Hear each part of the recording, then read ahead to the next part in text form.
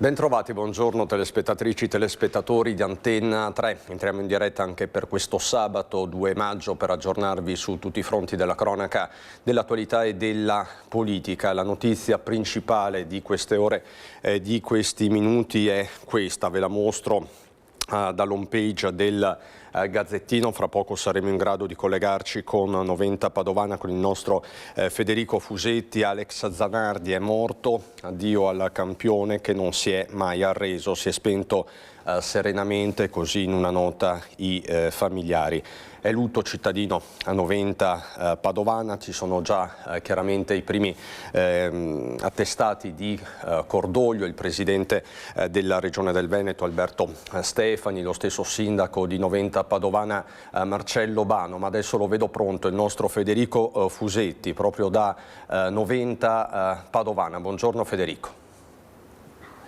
Buongiorno Cristian, buongiorno ai telespettatori. Intanto la situazione, siamo a 90 Padovana, siamo davanti alla casa di Alex Zanardi. C'è un po' di movimento, ma più che altro di giornalisti e di stampa, perché la famiglia, prima è uscita la cognata, insomma, confermando una situazione drammatica e anche però comunicando che non ci saranno per il momento dichiarazioni da parte dei familiari, che non sono qui. In realtà la moglie e il figlio a quanto pare non sono nemmeno in casa, perché hanno raggiunto il luogo in cui Alex Zanardi si è spento. Nell'ultimo periodo infatti non era più qui a casa, ma ricoverato in una struttura, pare fuori regione anche, e quindi per il momento qui non c'è né movimento né altro. Si è avvicinata una ragazza poco fa per deporre dei fiori, ci sono dei vicini di casa che sono venuti a portare la loro testimonianza di solidarietà e di vicinanza alla famiglia. Ecco, questa è un po' la situazione attuale qui nell'abitazione di 90 Padovana per quanto riguarda questi ultimi minuti.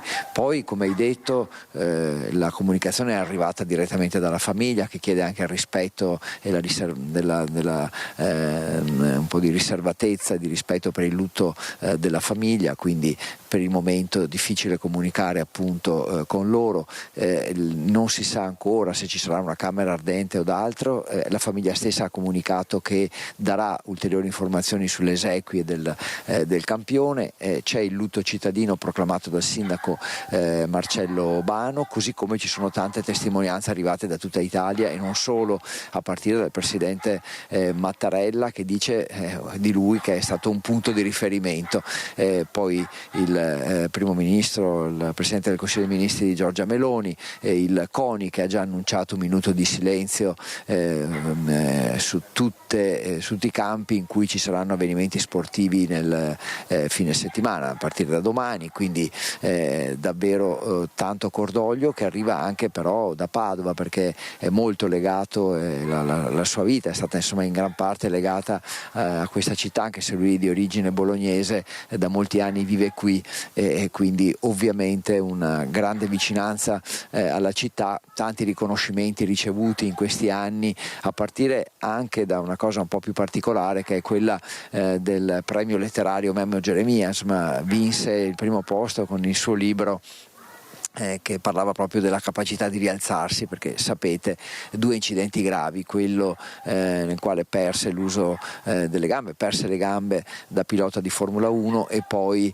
solo pochi anni fa l'altro incidente che lo vide nel 2020, che lo vide sbattere contro un camion in Toscana mentre partecipava a una gara benefica di handbike che lui stesso aveva organizzato, molto attivo proprio anche nel mondo della beneficenza. Tutti noi, bene o male, anche nel nostro campo, quello del giornalismo, abbiamo avuto a che fare con lui tante volte, perché era, questo ce lo ricordiamo bene, una persona umana e molto vicina al prossimo, tanta generosità, chiari, limpidi ricordi di lui che incontrava le scolaresche, ed erano incontri davvero, molti dei quali hanno visto anche la nostra partecipazione, erano degli incontri di un'umanità incredibile, e questa capacità capacità di rialzarsi ovviamente ha toccato tutti noi nel corso degli anni. Impossibile non voler bene a questo campione che, non dimentichiamolo, dopo aver intrapreso la strada del paraciclismo, quindi dello sport per disabili, ha vinto 4 ori e 2 argenti alle Paralimpiadi, quindi veramente, tra l'altro, anche una determinazione e una capacità di raggiungere risultati incredibili. Abbiamo detto del lutto cittadino, abbiamo detto che stiamo aspettando di vedere, insomma, se altri suoi ammiratori, tifosi, sostenitori magari verranno qui. Stiamo anche raccogliendo testimonianze nel mondo dello sport, nel mondo cittadino e non solo, che poi vi faremo ascoltare questa sera. Un'ultima curiosità, molto comune incontrarlo sulle strade dei Colli Euganei dove si allenava.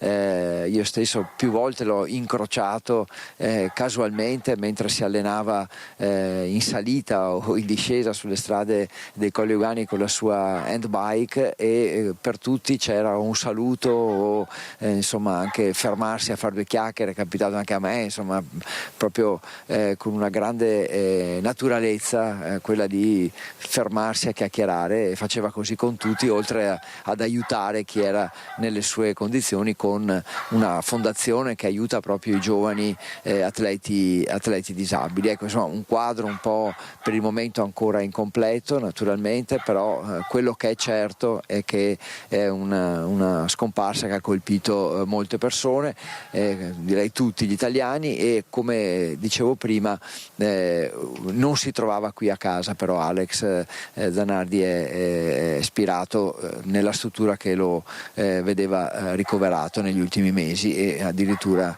pare fosse in Emilia, quindi fuori regione. Cristian, per il momento questa è un po' l'atmosfera che si respira qui a Noventa Padovana. Direi che posso restituire la linea, poi ci risentiamo con me, Cristian Roccaiende, per la parte tecnica. Grazie davvero Federico Fusetti con Cristian Roccaiende. Io vi mostro qualche lancio di agenzie, i titoli dei principali giornali italiani. Il Fatto Quotidiano: Dio a Zanardi, Mattarella, come l'intera Italia avverto profondo dolore, un punto di riferimento anche oltre lo sport. Queste le parole del capo dello Stato. La Gazzetta dello Sport: morto Alex Zanardi, il pilota e atleta paralimpico che ha insegnato all'Italia a non mollare mai. Questo il titolo, questa home page della Gazzetta che lo definisce appunto l'atleta paralimpico che ha insegnato all'Italia a non mollare mai. E poi c'è anche la Repubblica che parla appunto del grande dolore di Mattarella e della commozione dell'atleta trevigiana Bebe Vio. Vi do lettura anche della nota che è arrivata dal presidente della regione Alberto Stefani. Chiedo a Mattia Pizzaia in regia se possiamo lasciare le immagini di Alex Zanardi. Alberto Stefani dice: ci lascia un grande campione che ha raggiunto traguardi memorabili nello sport e nella vita, dichiara appunto il presidente della regione. Nell'arco della sua carriera sportiva Alex ha dimostrato che anche nelle difficoltà l'ultima parola spetta sempre all'uomo, alla sua forza di volontà, il suo coraggio, la sua capacità di immaginare soluzioni. Il suo esempio vivrà per sempre e auspico potrà continuare a ispirare generazioni di giovani. Zanardi aveva scelto il Veneto come sua casa, una regione verso cui ha sempre dimostrato un profondo affetto. Ai suoi familiari vadano le più sentite condoglianze mie personali e di tutti i veneti. Queste le parole usate dal presidente della regione del Veneto, Alberto Stefani. Torneremo su Alex Zanardi e su questa triste scomparsa anche nel corso di questa prima edizione, però ci sono tanti fatti di cui dobbiamo darvi conto in tutto il nord-est. Adesso andiamo a Vicenza. A Vicenza c'è il nostro Daniele Garbino, lo vedo pronto con Simone Squarcina, perché a Vicenza è stata una vera e propria notte di fuoco. Buongiorno Daniele.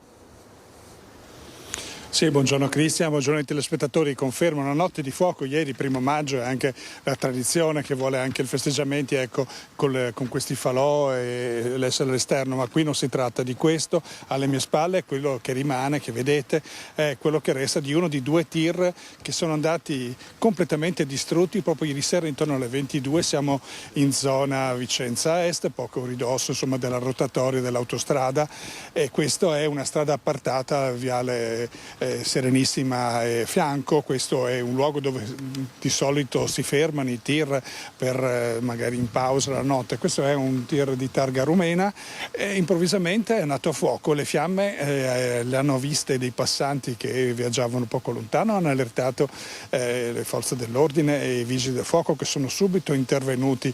Diciamo subito che è stato grazie a loro che almeno una parte, ricordiamo, questo è uno dei 2 tir, l'altro è più avanti, e ha subito la stessa sorte. Le cabine sono andate distrutte, diciamo subito non ci sono stati fortunatamente feriti, però questo è il tir che è stato completamente distrutto, lui è il carico. Dicevo, sono intervenuti i vigili del fuoco con 4 automezzi, 14 operatori, addirittura il GOS, un reparto speciale di Verona con una ruspa che insomma si è prodigato, ecco, per smassare il carico del tir. Una volta spente le fiamme hanno lavorato veramente tanto. Che dire, cosa è successo e perché? Questo che ancora non si sa. Ecco, sono intervenuti polizia locale e polizia di Stato per esaminare un po' i resti anche del carico, perché al momento non escludono nessuna traccia. Ovvio che magari l'impressione che possa essere stato anche un incendio doloso resta. Ovvio che al momento nessun elemento utile per accertarlo o definirlo con sicurezza è presente. È stata proprio uno dei 2, questo che è quello che è ridotto, che state vedendo attraverso le immagini del collega Simone Squarcina. Ecco, è la cabina che è nata distrutta immediatamente. Da lì probabilmente, una volta iniziato dalla cabina e poi praticamente proseguito sul retro del camion carico e poi l'intero bilico insomma è stato distrutto dalle fiamme, esattamente come il camion gemello un po' più avanti, e questo diciamo è una zona dove si appartano spesso, probabilmente in attesa anche di proseguire il viaggio o verso l'autostrada o verso la città. Se ci sono ulteriori aggiornamenti, per il momento direi, Chris, se non hai domande, ecco, è tutto. Eventualmente chiedo la linea se dovessero emergere altri fatti salienti. Per ora da Vicenza è tutto, a voi la linea.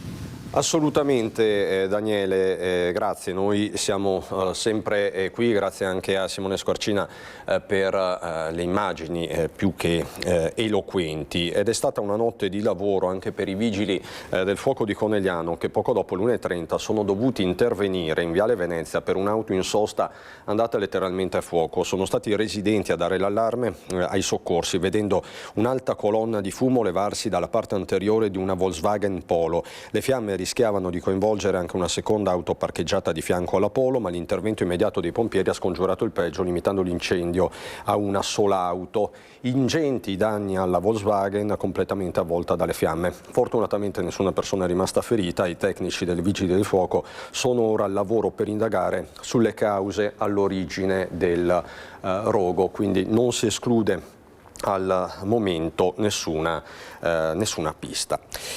Sulle strade adesso del Veneto, della Marca in particolare, incidente nel tardo pomeriggio di ieri, 1° maggio, intorno alle 18:30 in via Padova, e questo nel comune di Cornuda. A scontrarsi sono state 2 auto, una delle quali è finita nel fossato. All'arrivo sul posto, la squadra dei vigili del fuoco di Asolo ha provveduto, in collaborazione con il personale su M118, a prestare soccorso ai feriti delle 2 auto, 4 adulti e 2 bambine. Nessuno di essi ha riportato fortunatamente gravi conseguenze.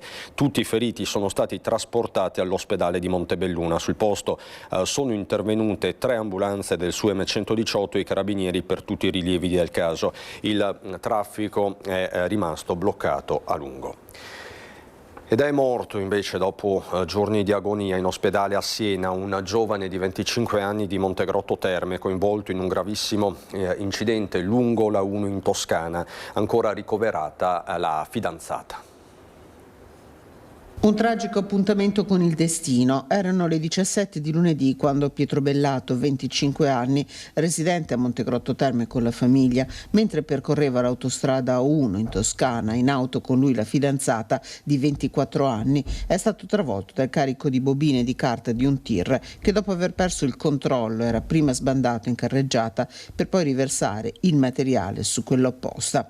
L'incidente è avvenuto all'altezza di Sinalunga, tra le province di Arezzo e Siena. Il mezzo pesante viaggiava verso Roma e i due fidanzati verso Firenze. Subito si è capita la gravità delle ferite riportate dai due, che, estratti dalle lamiere dai vigili del fuoco, sono stati portati in ospedale a Siena. Pietro Bellato con l'elisoccorso. Grave, ma non in pericolo di vita, la fidanzata. Per Pietro Bellato, dopo 2 giorni di lotta, non c'è stato nulla da fare. Il giovane si è spento nella notte, lasciando nel lutto la sua famiglia e l'intera comunità di Montegrotto. Pietro ha combattuto con tutto se stesso per 2 lunghi giorni, ma le ferite che ha riportato in quello schianto assurdo causato dal carico di un camion finito sulla sua corsia, la corsia opposta, si sono rivelate fatali.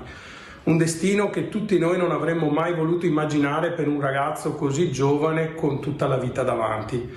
Il mio pensiero va alla sua famiglia, ai genitori, alla sorella, a tutti i cari che oggi portano un dolore immenso, va alla sua fidanzata che era con lui in quei momenti terribili e che adesso affronta una lunga strada verso la guarigione. Le auguro con tutto il cuore di ritrovare presto le forze.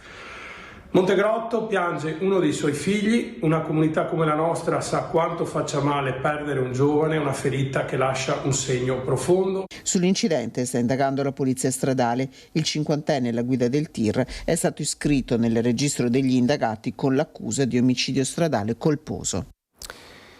Indagini ancora in corso per ricostruire l'esatta dinamica che ha portato alla morte di una 18enne, Rita Ugolini, vittima di un incidente avvenuto nel pomeriggio di mercoledì lungo l'argine del Po nel territorio di Canaro. Siamo in provincia di Rovigo. Secondo una prima ricostruzione, l'auto su cui viaggiava insieme ad altri giovani è uscita improvvisamente di strada, sbandando e ribaltandosi più volte prima di finire nella scarpata. A lanciare l'allarme sono stati alcuni ciclisti di passaggio. Nonostante i tentativi disperati, non c'è stato nulla da fare per questa 18enne. Grave un'altra giovane trasportata in elisoccorso all'ospedale di Padova, ma non in pericolo di vita. Ferite di media gravità per il conducente, un 32enne residente in zona. Continuano a indagare senza sosta i carabinieri. Ritorniamo nel Vicentino, munizioni e droga in casa. I carabinieri hanno arrestato una 57enne, trovata cocaina ma anche dell'hashish.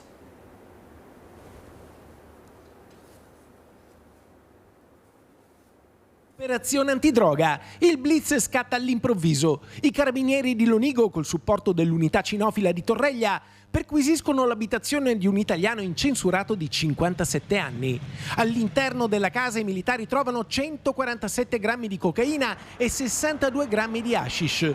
Insieme agli stupefacenti, i carabinieri recuperano 2 bilancini di precisione e vario materiale per il confezionamento, elementi che hanno avvalorato l'ipotesi di un'attività di spaccio strutturata.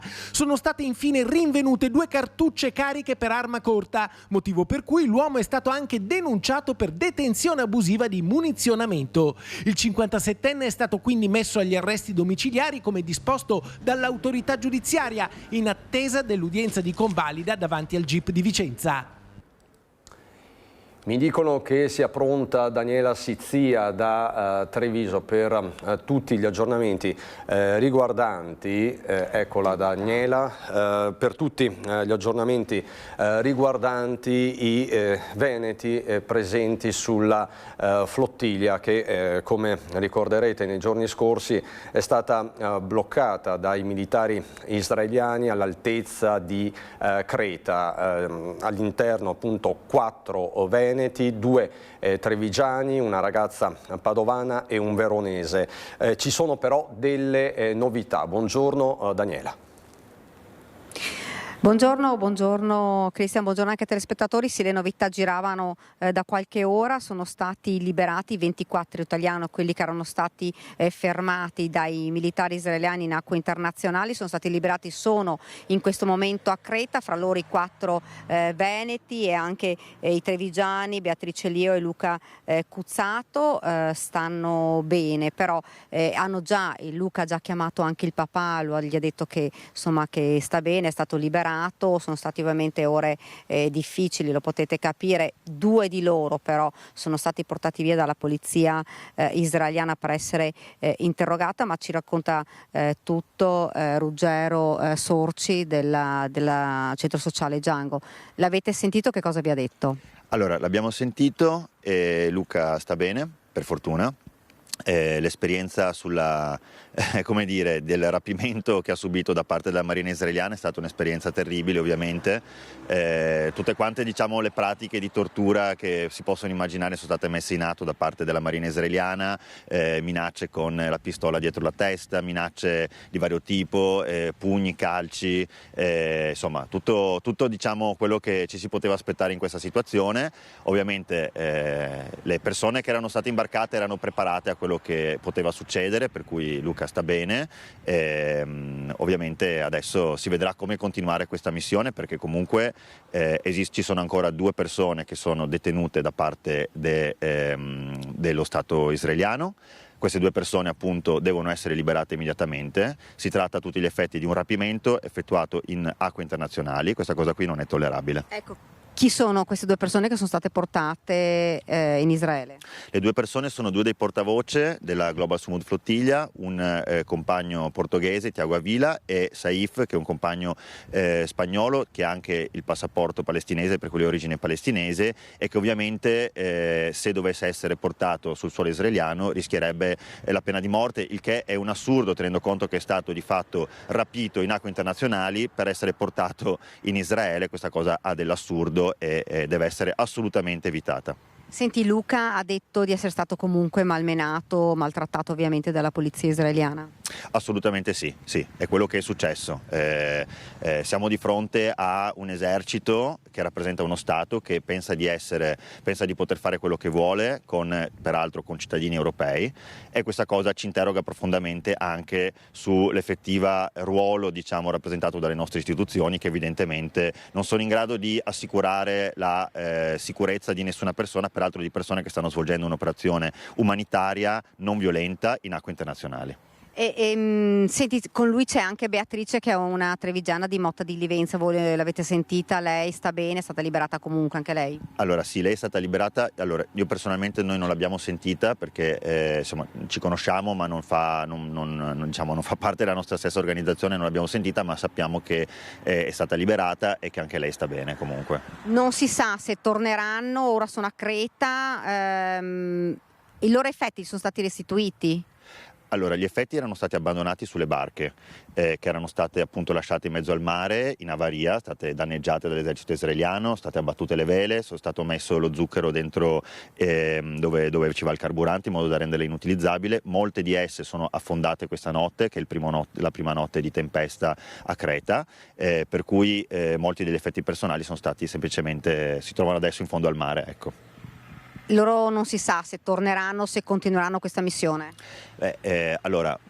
Io credo che torneranno indietro. Ovviamente adesso saranno dei giorni comunque importanti a Creta, perché appunto l'obiettivo è quello di fare la massima pressione possibile per garantire la liberazione delle 2 persone che sono ancora illegalmente detenute dall'esercito israeliano e che devono essere liberate. Non è accettabile che un atto di pirateria venga giustificato dall'Europa e dall'Italia.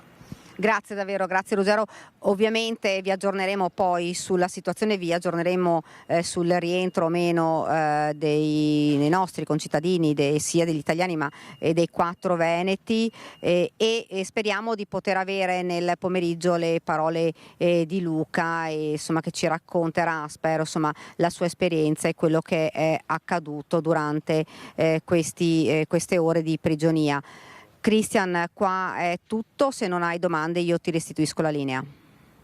Grazie Daniela Sizia, grazie anche a Tommaso Migot per la parte tecnica e a Ruggero Sorci. Avete sentito, e ci ritorneremo sicuramente nel corso dei nostri telegiornali, questi ragazzi, anche i veneti, sarebbero stati malmenati dai militari della Marina israeliana. È chiaro che questo è un caso e dovranno essere fatti tutti gli accertamenti.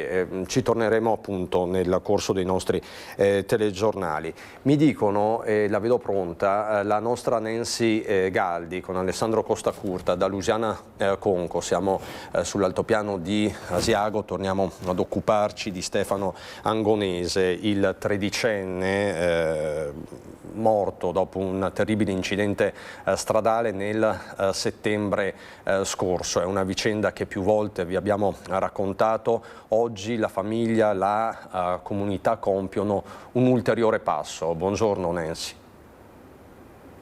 Sì, buongiorno Cristian e buongiorno a tutti i telespettatori. Dalle scuole primarie di Lusiana Conco, quelle frequentate dal piccolo Stefano Angonese, il tredicenne travolto e ucciso da un'auto lo scorso 7 settembre a pochi passi da casa mentre era con un amico. A inizio novembre, proprio qui nel giardino della scuola, era stata piantata una magnolia e adesso, esattamente martedì pomeriggio, è stata posta una targa in sua memoria con foto e dedica. Noi siamo qui con il fratello di Stefano, Samuele Angonese. La targa è stata un'idea della famiglia e degli studenti.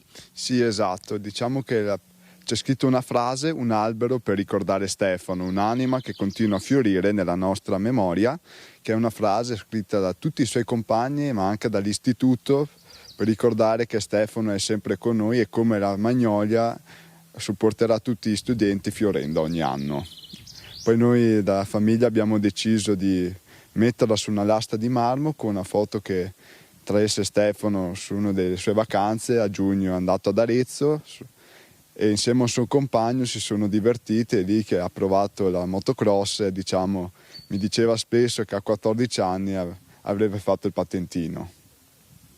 Nel momento in cui avete posato la targa eravate tutti qui e non c'è solo una targa qui vicino alla magnolia ma anche vicino alla panchina. Sì, esatto, abbiamo voluto dedicare, è stata una signora anonima, ha voluto dedicare il suo pensiero facendo mettere una panchina, infatti l'apprezziamo molto, se sappiamo chi è sappi che la ringraziamo. E abbiamo dedicato come punto di ritrovo il parco giochi per tutti i suoi compagni che frequentando tutti la zona di Conco hanno sempre un posto dove riposarsi insieme a Stefano. C'è anche una borsa di studio adesso. Esatto, per dare un monito, anche una motivazione a tutti gli studenti, in memoria di Stefano abbiamo fatto una borsa di studio che riguardava una delle sue passioni, la bicicletta.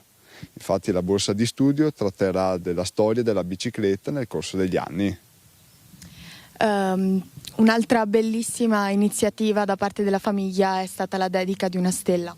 Esatto, diciamo che è stato un regalo fatto dai familiari dedicare una stella che ha colto in sorpresa anche la nostra famiglia perché non sapevamo di questa sorpresa. Abbiamo visto la stella e si trova nella costellazione del segno zodiacale quando è nato Stefano. Stefano è ancora qui con noi. Esatto, anche se sentiamo la sua mancanza, la sua vivacità, però cerchiamo sempre di custodirlo tutti nei nostri cuori. Grazie mille Samuele. Da Lusiana Conco per il momento è tutto, restituisco la linea allo studio. Grazie Nancy Galdi con Alessandro Costacurta, grazie a Samuele Angonese per questa sua preziosa testimonianza. Noi voltiamo decisamente pagina, alleggeriamo i toni e parliamo di festa, la festa di tutta Venezia per la promozione in Serie A. È un momento magico, storico per l'intera laguna e noi appunto cerchiamo di sintetizzare queste ultime ore in questa maniera.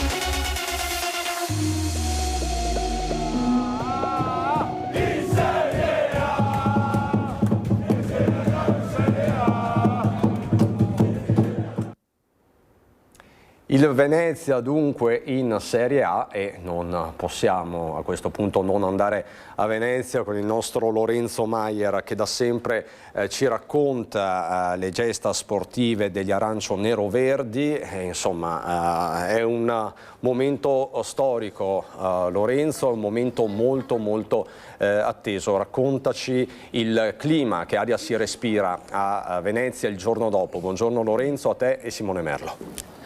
Buongiorno Cristian, a te e ai nostri telespettatori, grazie per la linea. Ovviamente è una giornata di festa con il sole, ci troviamo qui in campo Santi Apostoli proprio davanti allo store del Venezia insieme a dei tifosi del Venezia che ieri poi sono stati alla Spezia. Ringraziamo il presidente del club Altamarea, Franco Vinegromoro, con una rappresentanza, una delegazione di tutti gli iscritti, perché qui davanti allo store diciamo da questa mattina c'è soprattutto una grande coda per cercare i biglietti per la partita di venerdì, ma anche per avere i gadget di questa Serie A. Allora sentiamo dalle vostre parole, com'è andata ieri pomeriggio? È stata un bel pomeriggio, assolutamente, diciamo che ha portato a casa il risultato che volevamo e quindi la promozione in Serie A. È stato un po' sofferto calcisticamente parlando, ma quello che contava era portare a casa il bottino grosso. Dobbiamo dire grazie anche al Mantova che è andato a vincere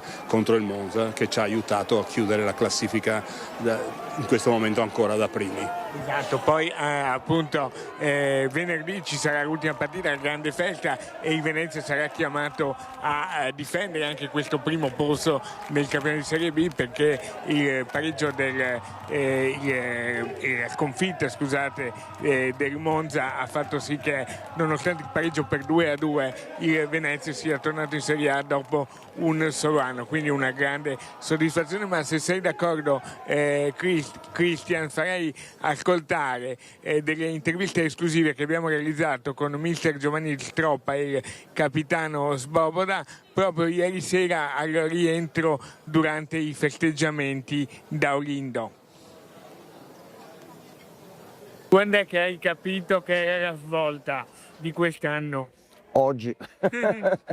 Oggi soffrendo, però al di là della partita, per quello che hanno fatto i ragazzi, per come abbiamo giocato, per le prestazioni che abbiamo avuto sul campo, non poteva finire diversamente.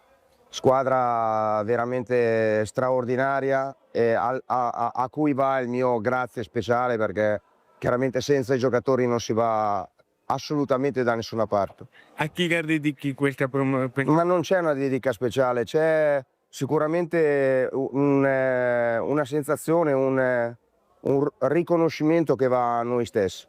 Sappiamo i sacrifici che abbiamo fatto, noi stessi intendo società, tifosi, tutti quanti a Venezia, ai ragazzi, allo staff, a tutto il lavoro quotidiano che abbiamo condiviso tutti insieme, e questo feeling speciale che si è creato con la città, che è sicuramente un fattore. Sono orgoglioso della squadra, ma anche della società, perché la società ha fatto un buon step l'anno scorso, hanno scelto i giocatori veri per questa squadra.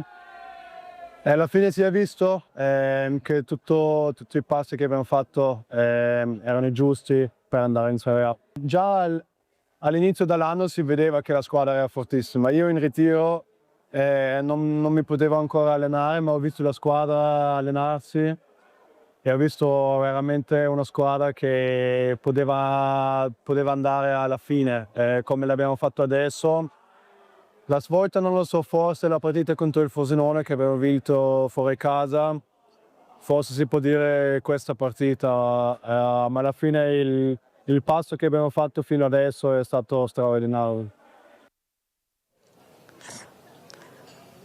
Allora qui si sta continuando a festeggiare e sentiamo anche un po' gli altri tifosi che ci hanno raggiunto qui. Signora, per esempio, intanto come si chiama? E so che lei ha fatto più di qualche trasferta quest'anno. Sì, mi chiamo Elena e quest'anno ho fatto quasi 10 trasferte ed è stato un bel modo accompagnare la squadra, vivere le emozioni e quella di ieri in modo speciale. Lei, signora, come si chiama? Grazie per essere con noi. Io mi chiamo Ursula e anch'io ho partecipato a qualche trasferta, oltre ad aver visto le partite qui a Venezia, e devo dire che è sempre una grande emozione, ecco, un momento di festa e di condivisione. Bravo. Eccoci, ultima, ma non ultima. Da sempre tifoso del Venezia, è una grande gioia, grandissima gioia quest'anno, veramente un campionato straordinario. Allora Presidente, venerdì tutti in campo a festeggiare. Mi auguro che vinciamo il campionato, perché ce lo meritiamo, perché è giusto, perché è dalla 22esima giornata che il Venezia è primo in classifica e dobbiamo vincere e alzare la coppa davanti ai tifosi di Venezia.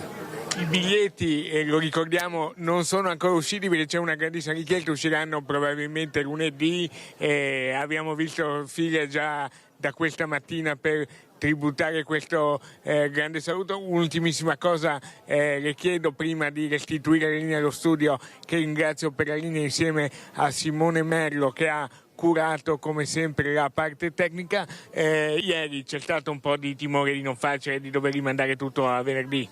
Beh, realmente no, perché il Mantova vinceva 2-0 fino all'80esimo, qualcosa del genere.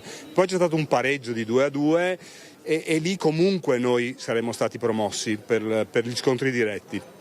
La sconfitta del Monza ci ha definitivamente sistemato la classifica. A che ora siete tornati? Tardino, ma non tardissimo, devo dire la verità, perché ci hanno fatto uscire non prima delle 6:15 e siamo arrivati a Venezia alle 11:20.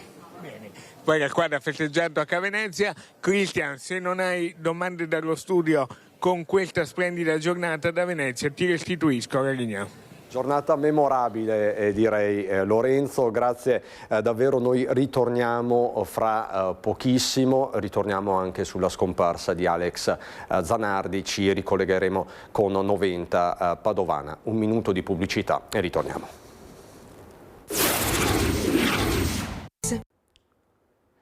Di nuovo in diretta per raccontarvi questo sabato a Nord-Est che chiaramente non sta prescindendo dalla notizia del giorno, Alex Zanardi, la morte di Alex Zanardi. Vi sto mostrando l'home page del Gazzettino con Mattia Pizzaia e Marco Gagliazzo in regia. Addio al campione che non si è mai arreso, si è spento serenamente, dice la famiglia in una nota. Lutto cittadino 90 Padovana, dove avete visto che per noi c'è Federico Fusetti e fra poco ritorneremo da Federico Fusetti. Noi intanto andiamo avanti con la cronaca, perché ci sono davvero tante notizie come questa che arriva da Treviso, la storia di una ventenne risultata positiva ai test antidroga con tanto di patente sospesa. Peccato che questi risultati fossero errati. Un errore non da poco per una ventenne che si è vista sospendere la patente. Il suo test antidroga è risultato positivo alla marijuana. Non sono servite le giustificazioni della ragazza, che ripeteva fino allo sfinimento di non aver mai fumato uno spinello. La giovane è stata fermata in Viale della Repubblica dopo aver trascorso una serata con dei colleghi. Alcol test negativo, tutto a posto, fino al tampone antidroga positivo. Il risultato scontato, patente sospesa e spedizione dei campioni a Roma per il verdetto definitivo. Ad aggravare la situazione il datore di lavoro, che dopo aver saputo la notizia ha pensato bene di sospenderla con tanto di minaccia di licenziamento. Un vero incubo per la ventenne, che ha dovuto inoltre dare una spiegazione ai genitori infuriati. La beffa è arrivata con il risultato dei laboratori. È un falso positivo, un errore della macchinetta. La ragazza insomma è pulita. La sanzione è stata cancellata e la patente restituita. Un caso clamoroso, commenta l'avvocato Fabio Amadio, che assiste la ventenne, che pone seri dubbi sulla validità dei test rapidi, evidentemente non così affidabili come sbandierato.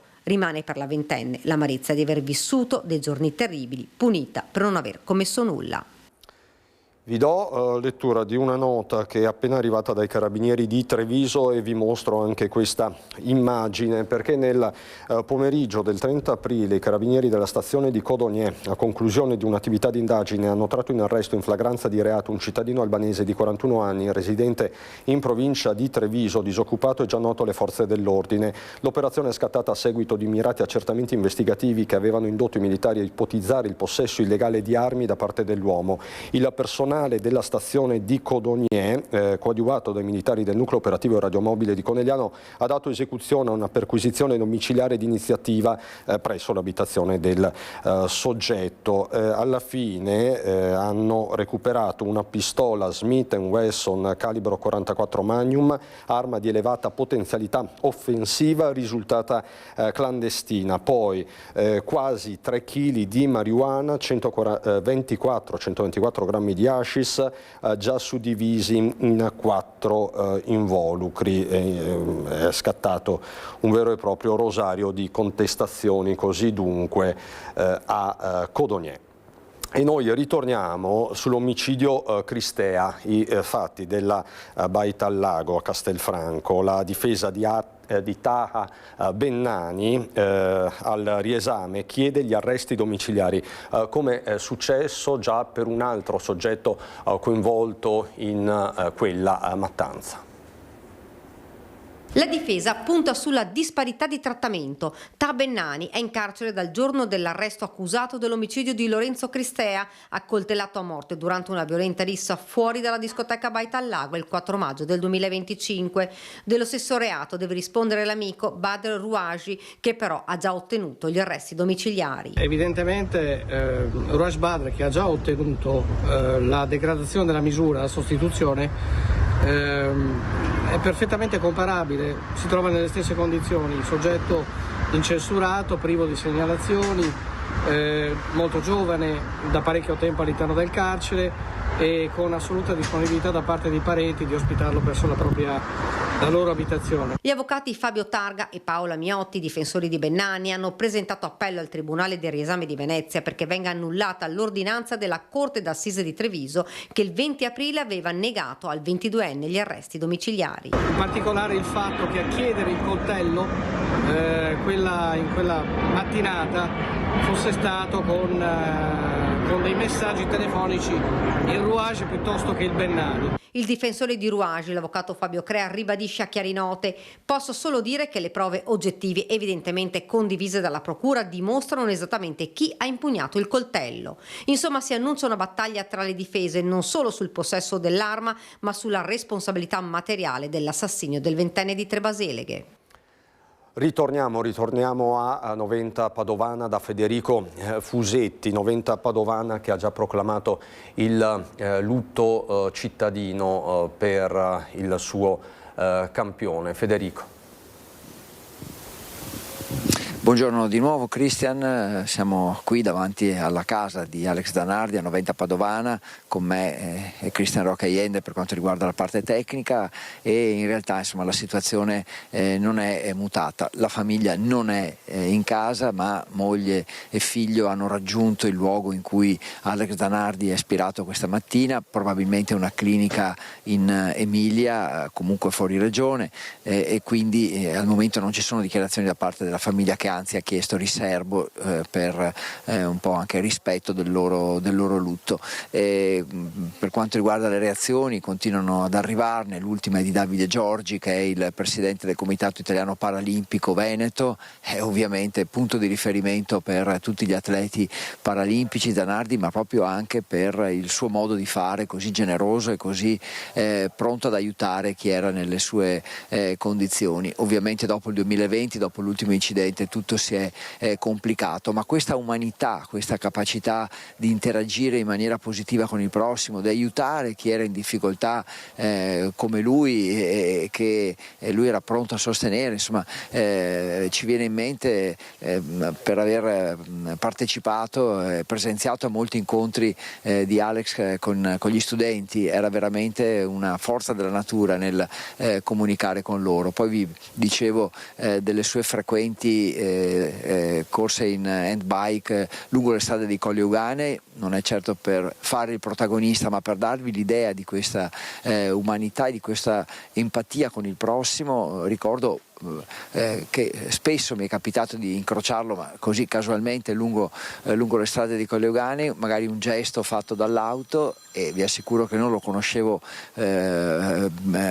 bene, si fermava, 2 chiacchiere sulla sua situazione, sugli allenamenti, quindi veramente questa simpatia. Quando ancora invece era pilota di Formula 1, direi nel 1992, fu ospite in studio da noi per una lunga diretta e fui colpito veramente da questa capacità di trasmettere valori positivi. Certo, allora era ancora un atleta normodotato in attività, anzi nel pieno della sua carriera di pilota di Formula 1, ma questa capacità di trasmettere i valori dello sport, i valori positivi, il coinvolgimento emotivo che aveva nel raccontare di se stesso, e quindi che sapeva anche poi coinvolgere chiunque lo ascoltasse parlare di sport e di obiettivi.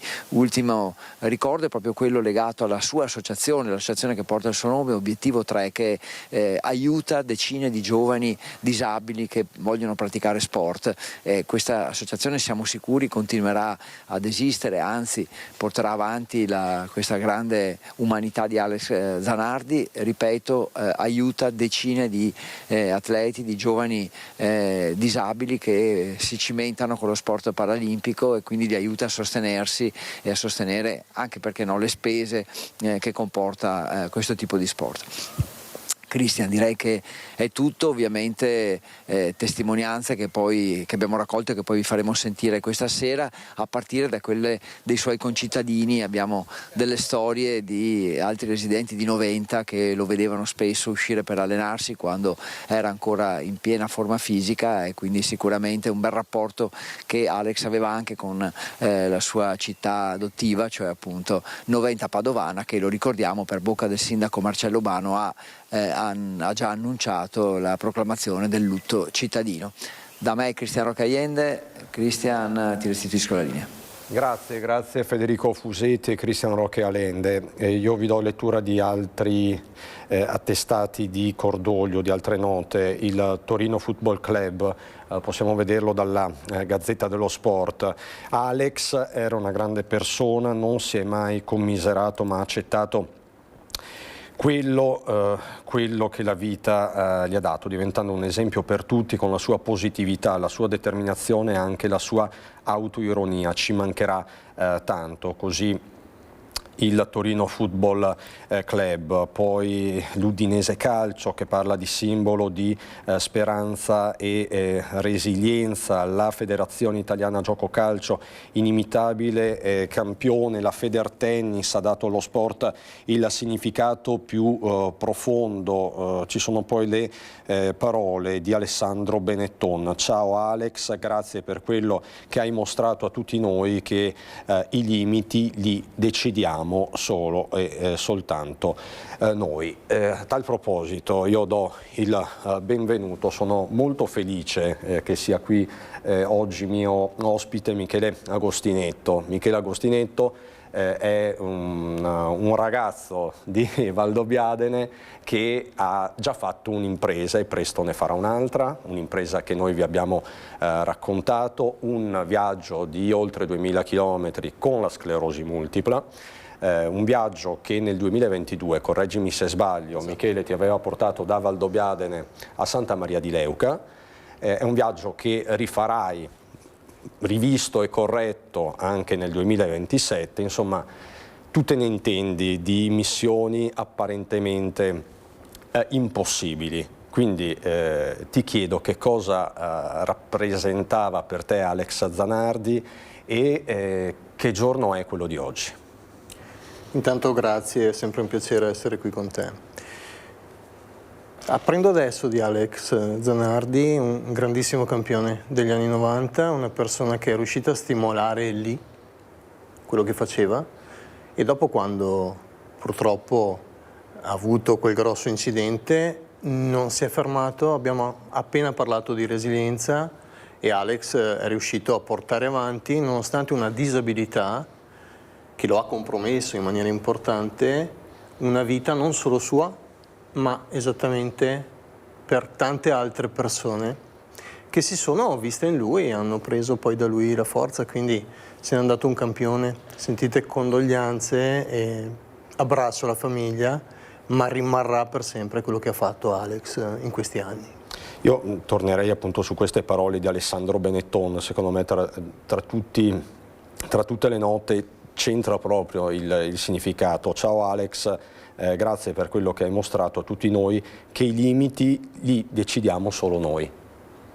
Sono assolutamente d'accordo, non sempre riusciamo a fare tutto, però siamo noi a decidere cosa possiamo e cosa non possiamo fare. Non dobbiamo pensare che tutto sia impossibile. Molto spesso ci troviamo invece in una condizione mentale che ci blocca. In realtà quello che abbiamo fatto, che ho fatto io, che abbiamo fatto comunque in tanti, è quello di dire, anche se mi dicono che non si può fare, però ci provo lo stesso, perlomeno poi non è rimpianto. E poi ne parleremo diffusamente, perché fra poco parleremo della tua storia, parleremo anche dei tuoi obiettivi che ti sei dato da qui ai prossimi mesi. Alcuni sono molto ambiziosi, quindi fra poco ne parleremo. Tornando su Zanardi, ci sono poi anche le note del Milan, che parla di straordinario campione, Domenicali, presidente e amministratore delegato della Formula 1, una fonte di ispirazione, così lo vedete anche, vedete Domenicali con Alexa Zanardi in una foto postata su X. L'Atalanta, esempio di resilienza, la Lazio, simbolo di resistenza, esempio di dedizione per la Juve. E appunto poi ritorniamo alle parole, alla nota ufficiale anche qui su X del Quirinale con Sergio Mattarella, che dice: come l'intera Italia avverto profondo dolore per la morte di Alex Zanardi, sportivo di eccelse qualità, ha dimostrato straordinaria personalità anche dopo il gravissimo incidente che ha subito. Divenuto campione paralimpico, è stato per tutti noi in questi anni punto di riferimento di tutto lo sport, amato e ammirato anche per il coraggio, la resilienza e la capacità di trasmettere entusiasmo. La sua figura ha rappresentato punto di riferimento anche oltre il mondo dello sport e lo rimarrà nel ricordo degli italiani. Esprimo alla famiglia la vicinanza della Repubblica, firmato Sergio Mattarella.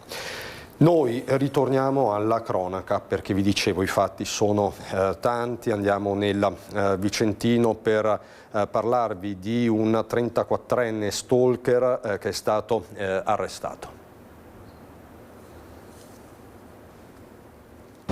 Viola il divieto di avvicinamento e finisce in cella. È accaduto a Rovigo, dove un 34enne vicentino è stato sorpreso dai carabinieri mentre si trovava nelle vicinanze della persona offesa, in piena violazione della misura cautelare disposta dal giudice.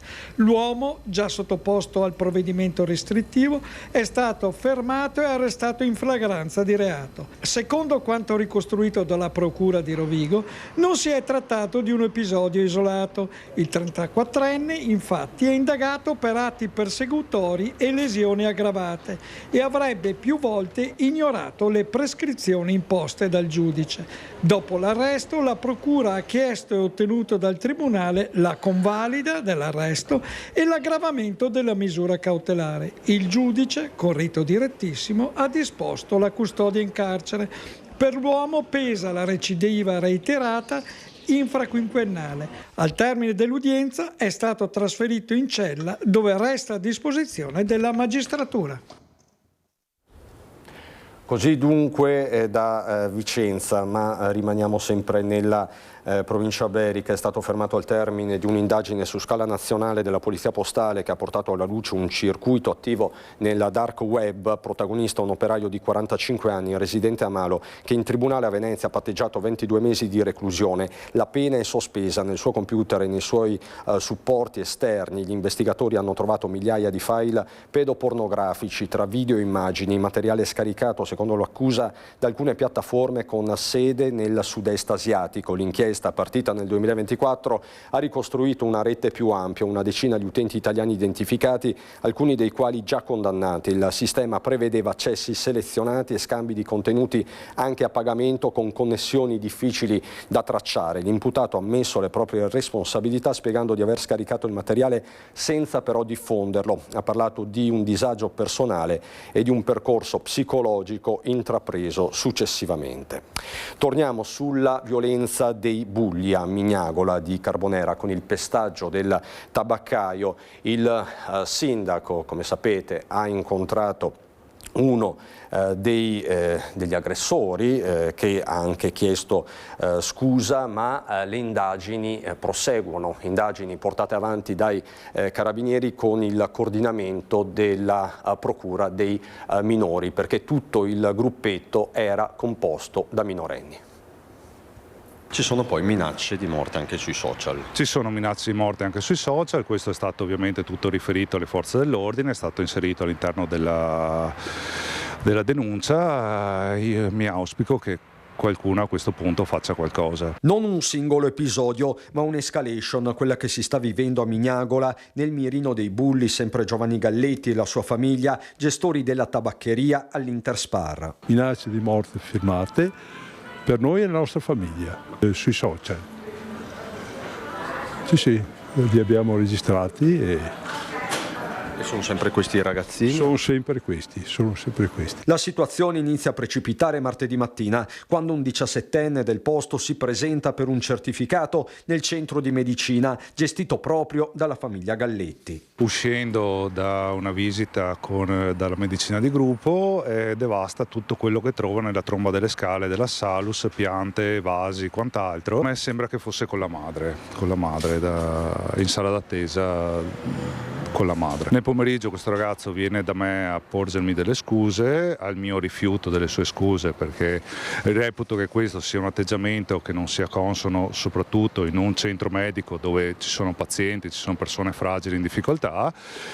Comincia con delle minacce di morte, con degli insulti. L'uomo esce all'esterno, con il 17enne ci sono altri 2 coetanei, sono minuti di violenza. Questo è un morso che ho ricevuto appunto durante la colluttazione e appunto il pugno al volto con la rottura del setto nasale. Sul posto arrivano i carabinieri avvisati dai passanti, ma in realtà non finisce qui. Ieri ritornano armati di un pezzo di ferro, appunto lo scagliano contro il distributore di sigarette, rompendo il vetro e scappando successivamente. Erano travisati. Ieri erano travisati. Mentre sono scattate le indagini con i carabinieri coordinati dalla Procura dei Minori, il comune di Carbonera con il sindaco Federica Ortolan ha convocato nelle scorse ore il 17enne con i suoi genitori. Il ragazzo si è scusato.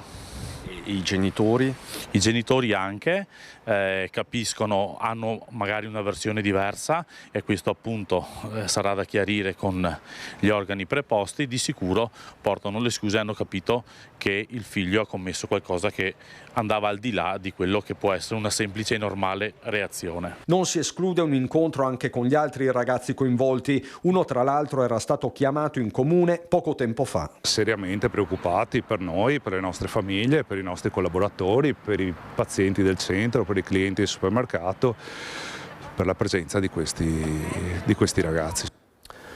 Io sono sempre qui con Michele Agostineto di Un viaggio da sclero, che è pronto a raccontare la sua storia e i suoi prossimi obiettivi, però appunto è un sabato denso di avvenimenti, denso di fatti e c'è una cosa della quale dobbiamo parlare perché ha riguardato la storia recente del Veneto e del Friuli, il terremoto del 6 maggio 1976, l'Orcolat, così venne chiamato dai friulani più anziani, no? Una pagina di memoria collettiva che in questi giorni ritorna proprio per le commemorazioni ufficiali.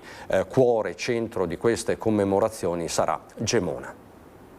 È tutto pronto a Gemona? Ultimi preparativi finiti? Siamo pronti? Sì, diciamo che insomma siamo a buon punto. Ieri abbiamo fatto questi sopralluoghi, andare a vedere soprattutto immaginare quello che potrà essere. Io spero che raggiungeremo quello che ci siamo prefissati.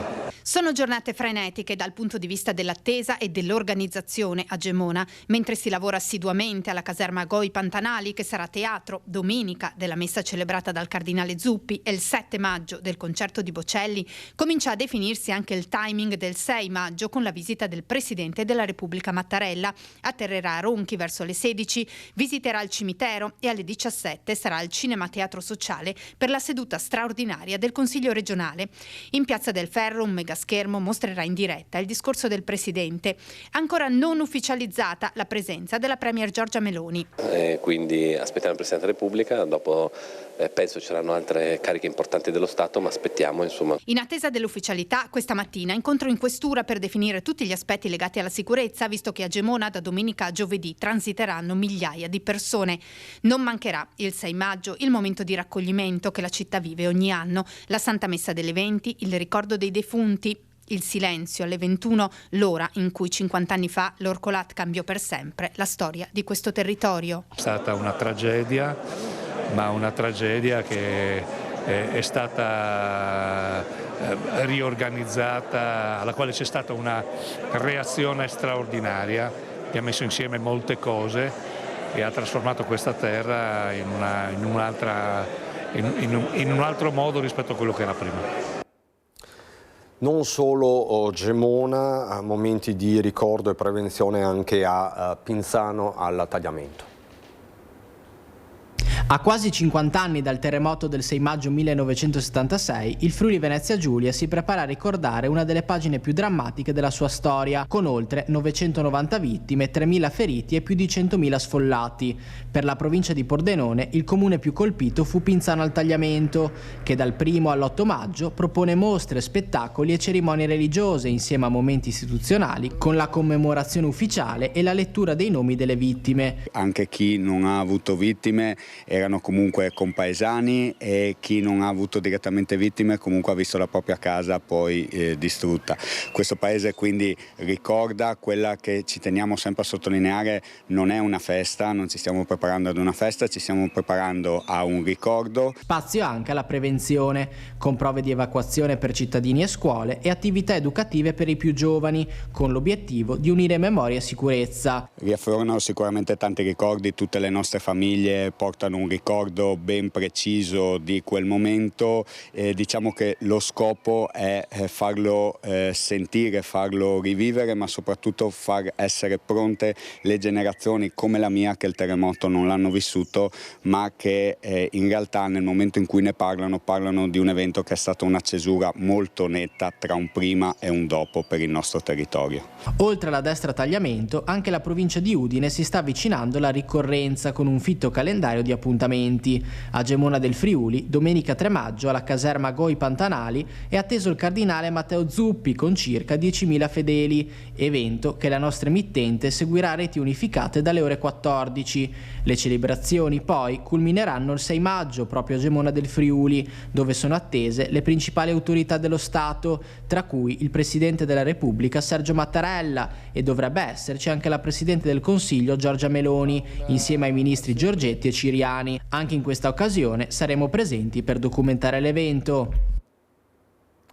E poi c'è la voce dei volontari, di quei volontari che operarono nei luoghi del disastro, in particolare la Caritas. Fratelli e sorelle nel dolore, aiuto concreto che si fa sostegno economico, braccia impegnate nella ricostruzione ma anche nella solidarietà tra persone. A mezzo secolo dal 6 maggio 1976 la Caritas di Padova ricorda l'impegno di tanti uomini e donne della diocesi che grazie all'intuizione di Monsignor Giovanni Nervo furono solidali con quei comuni rasi al suolo. Vescovo di Udine era allora il padovano Alfredo Battisti, che ricevette dopo la prima scossa il vicario generale della diocesi di Padova in visita. Dopo i primi aiuti concreti e numerose collette, l'iniziativa dei gemellaggi, una modalità che divenne modello per la Caritas in occasione di eventi tragici come quello del terremoto. Le diocesi in Italia venivano gemellate con le parrocchie più colpite e i comuni più colpiti, e da lì il gemellaggio voleva dire inviare, secondo le necessità, non solo risorse ma anche persone che potessero andare ad aiutare e sostenere la popolazione che nella seconda ondata del terremoto era stata colpita anche proprio nella speranza. Risorse ma anche persone, così la Caritas lavorò in quelle terre con il coordinamento di associazioni come l'Azione Cattolica e il QAM. Partivano i furgoni con gli elettricisti, con le persone gli artigiani che servivano e stavano lì a sistemare insieme con le persone del territorio, a riorganizzare e sistemare le strutture. Si è partiti non solo dalle strutture abitative, ma l'altra bella intuizione è stata questa: ripartire da strutture che permettessero momenti socialmente importanti, ad esempio la sala pubblica per la messa e anche per il consiglio comunale, e anche come luogo dove la cittadinanza poteva ritrovarsi per riorganizzarsi o anche semplicemente per stare insieme. La Caritas educa facendo e facendo fare, così ripeteva Monsignor Giovanni Nervo, fedele servo di Dio di cui la diocesi di Padova ha avviato la causa di beatificazione. Insomma, queste le immagini dell'epoca, avete visto anche le immagini poi della ricostruzione in questi servizi. Di certo una pagina collettiva, sono passati 50 anni. Facciamo così, siamo pronti a parlare di Michele Agostinetto, della sua storia, un minuto di pubblicità e ci ritroviamo qui in diretta fra poco. Ritorniamo in diretta, fra poco poi ripercorreremo le notizie principali di giornata, ma adesso è giusto dare spazio a una storia importante, quella di Michele Agostinetto. Michele Agostinetto che torna qui in questo studio dopo quasi 4 anni. Non mi sembrava vero l'altro giorno quando ci siamo sentiti, perché insomma, dice, mamma mia, sono già passati 4 anni. Sono passati 4 anni dalla tua prima impresa. Ce la racconti tu? Cosa successe nel 2022? E quale fu la molla? Certo, il 2022 è stato un passaggio. Nel 2020 sono stato diagnosticato di sclerosi multipla. Il 2020 era un anno nel quale non era così veloce fare gli esami e capire cosa tu avessi, c'era la pandemia.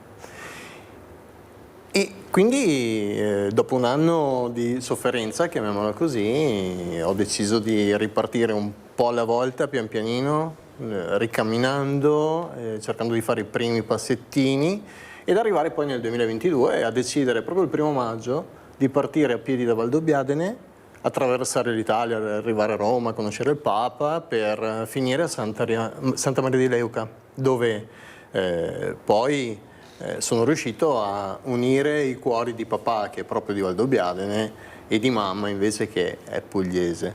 Ed è stata un'impresa che fortunatamente ha avuto una risonanza importante. E da lì poi nasce quello che è il progetto che sto portando avanti ormai da qualche anno, sto affinando e sto mettendo in condizione alcune persone, tante persone speriamo, di riuscire a fare la stessa esperienza che ho fatto io nel 2022. E noi questa mattina siamo andati a recuperare un po' di quelle immagini, le vedete sullo schermo, grazie a Mattia Pizzaia e Marco Gagliazzo. Fu un viaggio molto lungo, lo seguimmo perché più volte ci collegammo con te in diretta, poi a Santa Maria di Leuca, vado a memoria, ti raggiunse anche il sindaco di Valdobbiadene, Luciano Fregonese. Insomma, fu un evento anche di comunità, una sorta di gemellaggio.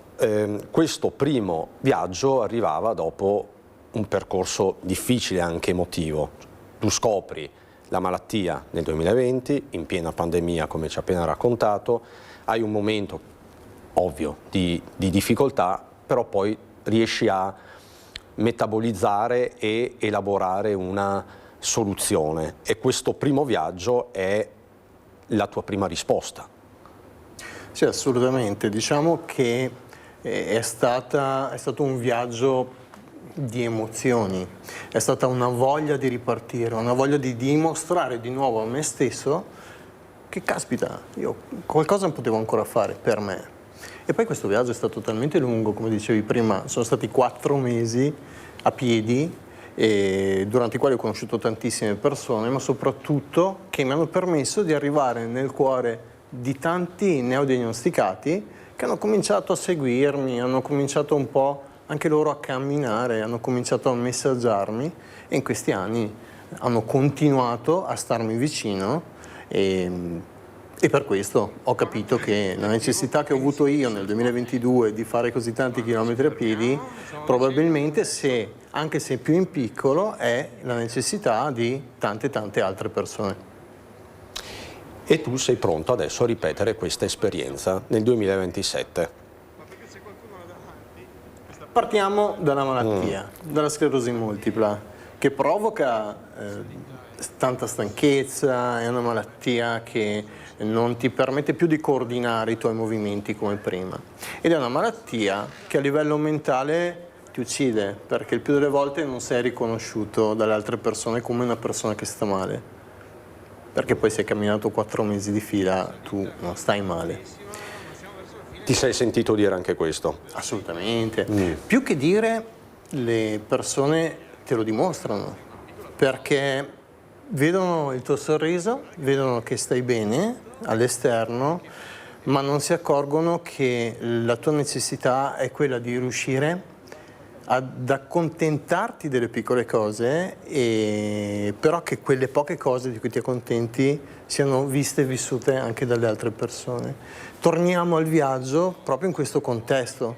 Il viaggio è stato una cosa enorme, ma pieno di piccolissime cose che ti fanno rivivere la voglia, ti fanno tornare la voglia di vedere fuori, dentro te stesso. Quindi diciamolo, allora a questo punto va detto, non è che tu questo nuovo viaggio lo fai a cuor leggero, è un'impresa, anche perché in 4 anni immagino che la stessa malattia sia andata avanti. Volevo arrivare proprio qua. La malattia non è mai stabile, per quanto ci si sforzi di pensarlo. È andata avanti la malattia, anche la mia. Non sono più in forma come ero nel 2022 e non ero già lì in forma. Ma lo rifacciamo, parlo davvero al plurale questa volta, perché il prossimo anno faremo il contrario. Siamo partiti da qua per arrivare in Puglia, questa volta facciamo una cosa più complessa, partiremo dalla Puglia, da dove sono arrivato la prima volta, quindi facciamo il ritorno, come nei film. Partiamo da Santa Maria di Leuca e facciamo un giro ancora più lungo, però andiamo a vedere posti nuovi. Lo faremo per noi come associazione, per me come Michele, e lo faremo anche per tante altre persone. Quindi non sarà semplicemente un percorso a ritroso, ma ci saranno nuove tappe, ci sarà un nuovo percorso. Sì, nel 2022 abbiamo mappato una parte d'Italia, nel 2027, quindi il prossimo anno, mapperemo una parte differente, che è quella parte che arriva a Napoli, poi a Roma, poi tornerà in Toscana, tornerà in Umbria, in posti già visti, ma bellissimi, arriverà alla Spezia, a Genova, a Torino, a Milano e finirà a Verona. Quindi darai precedenza alla parte tirrenica. Esattamente, è la parte che mi mancava. Io poi, finita questa avventura nel 2027, potrò dire di aver mappato, potrò dire di aver camminato per 5.000 chilometri in Italia. Anche perché, e qui veniamo all'altra tua sfida, non si tratta di un mero esercizio di stile, ma tu metterai a disposizione questa mappatura di una rete sostanzialmente, e oggi lo puoi fare a maggior ragione perché c'è un'associazione, un viaggio da sclero è diventato associazione, quindi ci sono stati dei passaggi anche formali. Assolutamente, e è stata proprio una scelta dettata da tutte le richieste che in questi anni, nonostante io mi sia un po' estraniato dai canali social, hanno continuato ad arrivare, e quindi ho capito che era necessario fare qualcosa di più. a questo punto per tutte quelle persone di cui parlavamo prima, e abbiamo fondato un'associazione, io e persone che hanno delle skill incredibili, perché abbiamo il camminatore, abbiamo chi segue i social, abbiamo chi segue il marketing, quindi abbiamo creato una piccola azienda a tutti gli effetti. È un'associazione molto costruita, è già iscritta al RUNS, quindi certificata, ed è un'associazione che si proporrà proprio di andare a far rivivere un'esperienza come quella di un viaggio da sclero, e questo è il motivo per il quale l'abbiamo chiamata un viaggio da sclero, alle persone che saranno interessate, con o senza la mia patologia, a provare un tratto di quei percorsi che farò e di quelli che ho già fatto. Non occorre farli tutti, no, basta un piccolo pezzetto. Quel piccolo pezzetto aiuta già tantissimo. Ripesco le parole del 2022 che ti facevo. Quando sono uscito di casa ho scoperto che i problemi ce li avevo a casa. Quando poi tu vai fuori scopri che c'è un mondo e che quei problemi magari non sono così importanti, scopri te stesso. Ma per farlo bastano anche 3 giorni, in realtà 4, una settimana. Basta poco per dare un giusto ordine alle priorità. Assolutamente sì, assolutamente sì. Diciamo che la mamma diceva sempre, la nonna forse diceva sempre, ma i problemi tientili a casa. Ed aveva ragione la nonna, lasciamoli a casa.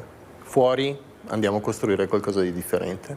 Tra l'altro vi mostro il sito di un viaggio da sclero, il sito nuovo. Sì, il sito dell'associazione. Il sito dell'associazione, dove ci sono tutte le indicazioni per questo nuovo viaggio, come si può partecipare, vedo già le motivazioni perché nasce il viaggio del 2027, già ce lo siamo detti, un racconto che accompagna il cammino, insomma è un sito professionale, perché volete fare le cose fatte bene, sul serio. Assolutamente, ci abbiamo lavorato tanto. Diciamo che qui ci sono tutte le informazioni sul viaggio da sclero, non quello del 2022 ma quello che avverrà nel 2027, ci sono le informazioni sull'associazione, c'è lo statuto da scaricare addirittura in piena trasparenza, c'è già il primo patrocinio che è del comune di Valdobbiadene, per il quale devo ringraziare Luciano Fregonese. Assolutamente, ne aspettiamo altri e stiamo lavorando tantissimo per renderlo ancora più fruibile e più partecipato, se vogliamo, da chi vuole poi avvicinarsi a quella che è l'associazione. Vi mostro questa pagina che appunto spiega come un viaggio da sclero sia un progetto collettivo di cui ciascuno può essere parte.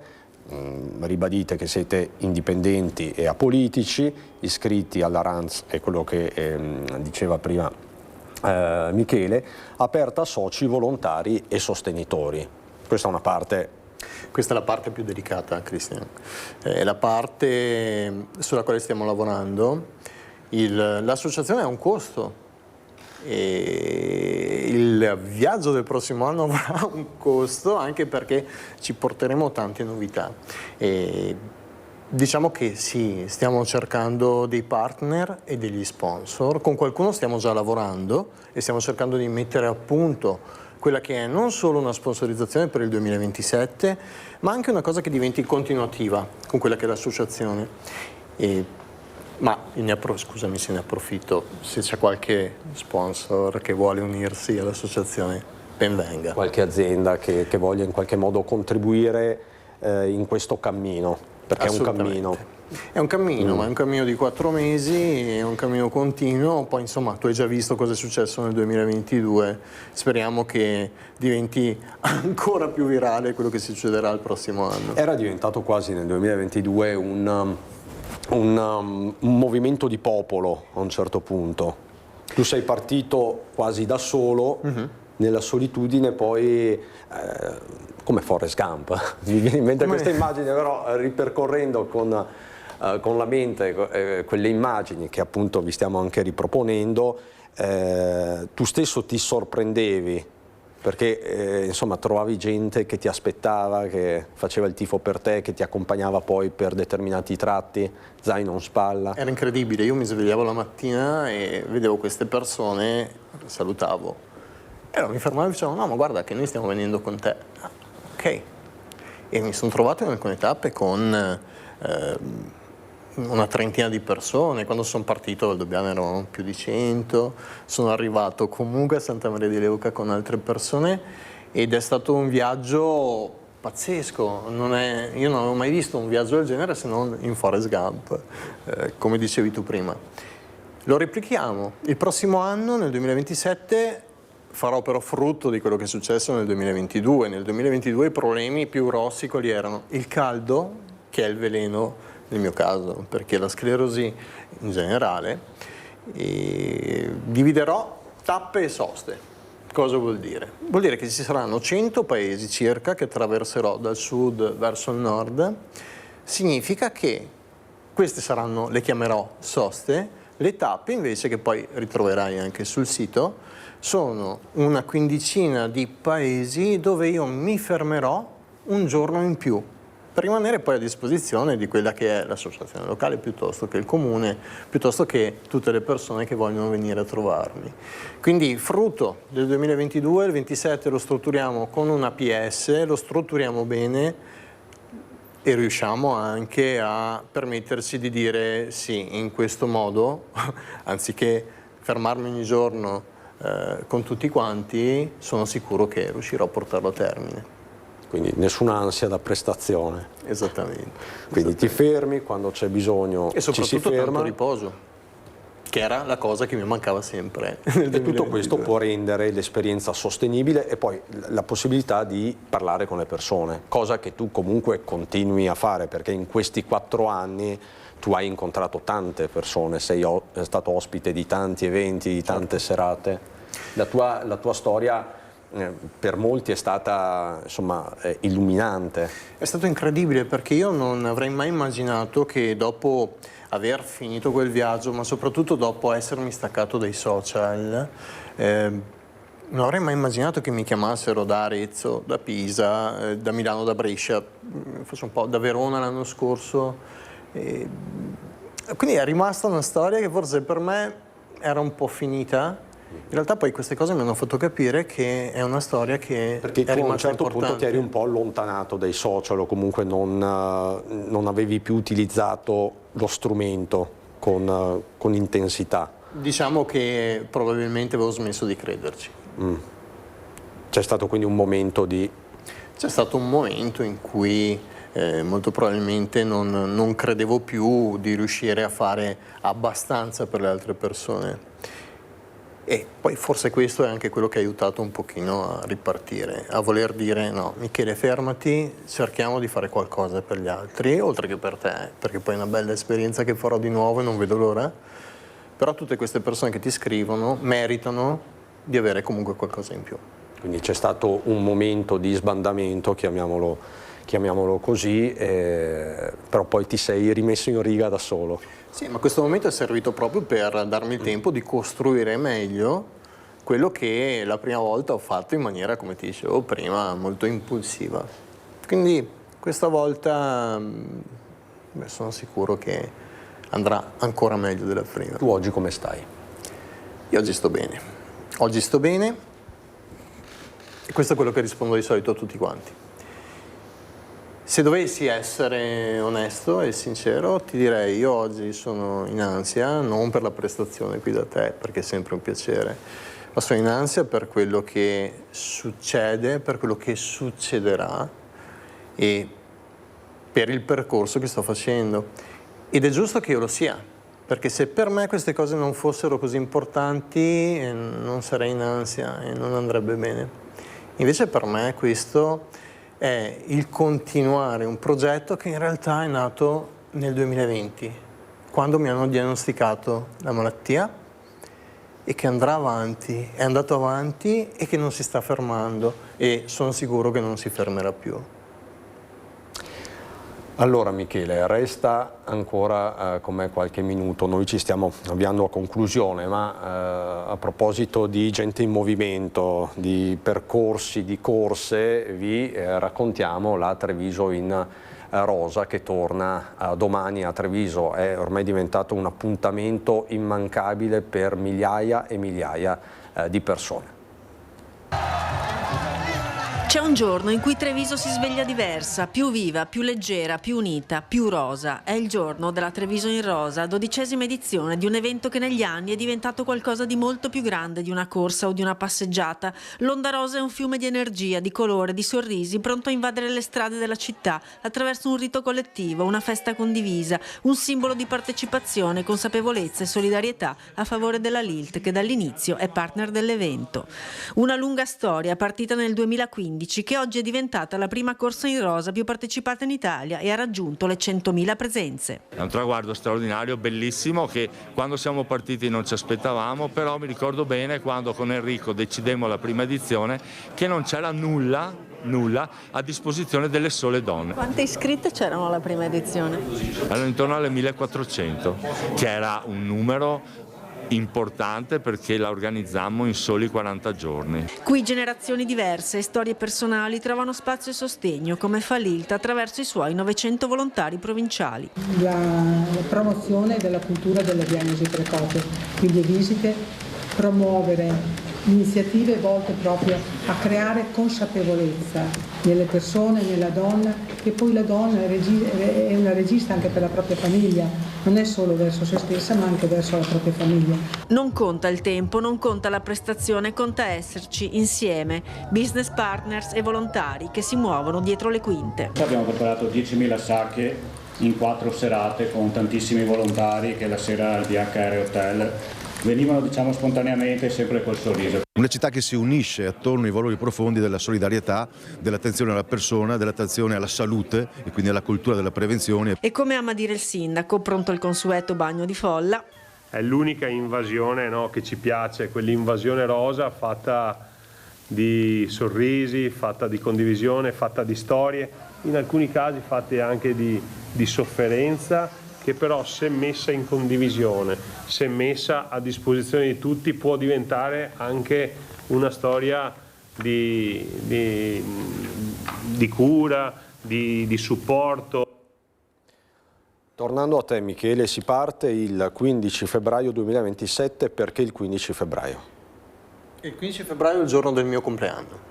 Quindi ho deciso di partire proprio in onore della mia data di nascita, ma soprattutto la cosa più importante è l'arrivo. L'arrivo sarà il 30 maggio a Verona. Perché è importante il 30 maggio? Perché è la giornata mondiale della sclerosi multipla, quindi sono nato forse proprio perché la sclerosi dovevo averla. L'obiettivo è un record mondiale. Ti piacerebbe entrare nel Guinness World Record? Tu pensa, abbiamo inviato tutta la documentazione al Guinness World Record a dicembre, ma è talmente complesso andare a monitorare un percorso così lungo che stiamo ancora aspettando, quindi è ancora in fase di richiesta, ma sì, sarebbe tanto bello, perché tu immagina la storia che adesso in tanti conoscono, immagina se potesse andare fuori all'estero, se potesse essere riconosciuta anche in altri paesi. Quante persone sarebbero poi più motivate a superare i propri problemi? Potresti diventare l'uomo? Io dovrei, spero, diventare l'uomo con sclerosi multipla che ha percorso a piedi più chilometri consecutivamente. E questo è un messaggio potente, potrebbe diventare davvero un messaggio potente. Esattamente. Allora, noi racconteremo questa tua nuova avventura, come abbiamo fatto 4 anni fa. Sembra passato pochissimo, in realtà sono già passati 4 anni, quindi grazie e in bocca al lupo per tutto Michele Agostinetto. Noi siamo davvero in dirittura d'arrivo, rientriamo in diretta questa sera alle 18:25 con l'edizione regionale, 19 Venezia, 19:30 Treviso con Belluno. Chiaramente la notizia di oggi è la scomparsa di Alex Zanardi, ve ne abbiamo parlato diffusamente, il pilota e atleta paralimpico che ha insegnato all'Italia a non mollare mai. Questo è il titolo forse più bello che ho visto finora ed è quello della Gazzetta dello Sport online, quindi torneremo su Zanardi, torneremo su tutti i fatti di giornata. Subito dopo la sigla c'è Casa Pappagallo con la ricetta del giorno e alle 15:50 c'è un film del 2019, Un divano a Tunisi. È davvero tutto, grazie alla regia di Mattia Pizzaia e Marco Gagliazzo. Buon proseguimento ovviamente su Antenna 3.